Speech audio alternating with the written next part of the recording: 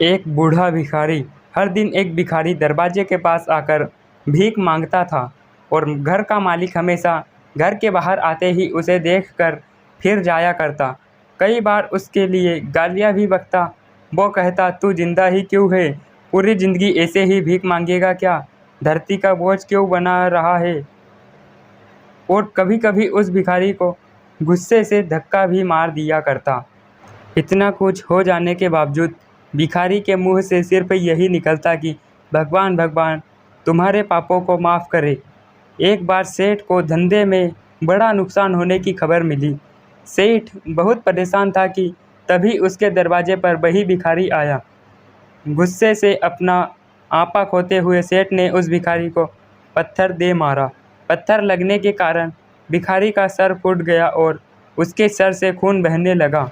फिर भी दर्द से कराहते हुए भिखारी ने इतना कहा, भगवान तुम्हारे पाप को माफ़ करे। भिखारी वहाँ से चला गया। सेठ सोच में पड़ गए।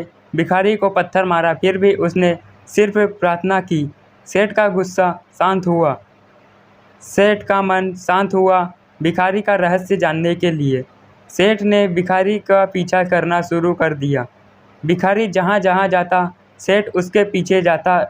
सेठ ने देखा कि कोई उसको खाना देता और कोई उसको मारता, कोई अपमानित करता तो कोई गाली देता। लोग भिखारी के साथ चाहे जैसा व्यवहार करते, लेकिन भिखारी सबके लिए एक ही प्रार्थना करता, भगवान तुम्हारे पाप माफ़ करे। अब रात होने को आई थी।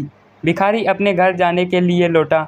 वो अपने घर पहुंच गया, लेकिन सेठ अब भी उसका पीछा कर ही रहा था। एक पुरानी टूटी हुई खटिया पर एक बूढ़ी औरत लेटी हुई थी। काफ़ी कमज़ोर और बीमार लग रही थी। वह भिखारी की पत्नी थी। अपने पति को वापस आता देख वह खाट से उठ खड़ी हुई। पत्नी ने अपने पति के भीख वाले कटोरे को देखा। उसमें सिर्फ आधी बासी रोटी थी। उसे देखकर वह बोली, आज बस इतना ही मिला और हाँ, आपके सिर से खून निकल रहा है। ये चोट कैसे लगी? बूढ़ा भिखारी बोला, आज बस इतना ही मिला, किसी ने कुछ दिया ही नहीं। सब ने गालियाँ दी और एक ने पत्थर भी फेंका, इसीलिए मेरा सर फट गया। एक गहरी ठंडी सांस लेकर बूढ़ा भिखारी फिर से बोला, यह मेरे ही पापों का फल है। तुम्हें याद है कुछ सालों पहले हम कितने अमीर थे? क्या कुछ नहीं था हमारे पास? हमारे पास हर चीज़ ज़रूरत से ज़्यादा थी, लेकिन हमने कभी दान नहीं किया। और उससे भी बुरा हमने उस अंधे भिखारी के साथ किया जो हमारे द्वार पर भीख मांगने आया करता था। बूढ़ी पत्नी की आंखों में आंसू आ गए। वह बोली, हाँ, हम उस बेचारे अंधे के साथ बहुत बुरा करते थे। उसका अपमान करते थे। उसे खाने के लिए रोटी की जगह कागज़ दिया करते। उसका मजाक उड़ाया करते और कभी कभी मारा भी करते। मैंने कभी उसको रास्ता नहीं दिखाया। एक बार मैंने उसके मुंह पर मिट्टी भी फेंकी थी और वह हमेशा दुखी होकर यही कहता कि भगवान तुम्हें तुम्हारे किए की सज़ा देगा। भगवान तुम्हारे पापों की सज़ा ज़रूर देगा। उसका श्राप सच हुआ और हम इस दुख भरी ज़िंदगी में आ गए। भिखारी बोला, हाँ, उसका श्राप सच हुआ, इसीलिए मैं किसी को बद्दुआ नहीं देता।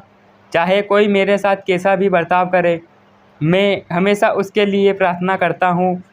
मैं नहीं चाहता कि कोई भी हमारे जैसे ज़िंदगी का अनुभव करे, किसी को भी हमारे जैसे दुखों का सामना करना पड़े। वो नहीं जानते कि वह कितना बड़ा पाप कर रहे हैं, इसीलिए अनजाने में हुए पाप की ऐसी सज़ा किसी को मिले मैं नहीं चाहता। सेठ वहीं पर छुपकर यह सारी बातें सुन रहा था। अब उसे सब कुछ समझ में आ गया था। भिखारी और उसकी पत्नी ने वह आधी रोटी मिल बांट कर खाए और भगवान को धन्यवाद बोलकर सो गए। अगले दिन वह भिखारी फिर से भीख मांगने सेठ के घर के पास जाते हैं। सेठ ने पहले से गर्म रोटी या उसके लिए निकाल कर रखी थी। उसे देते हुए सेठ विनम्रता से बोला, माफ़ कर दीजिए बाबा, उसे बहुत बड़ी गलती हो गई। बूढ़ा भिखारी बोला, भगवान तेरा भला करे। इतना कहकर वह आगे निकल गया। सीख, आदमी चाहे किसी के बारे में बुरा कहे या भला करे, लेकिन भगवान सिर्फ कर्म के हिसाब से उसको फल देता है। क्या हुआ अगर भगवान नहीं दिखता? लेकिन यह बात बिल्कुल सच है, उसके खाते में सबका हिसाब बहुत बहुत पक्का होता है।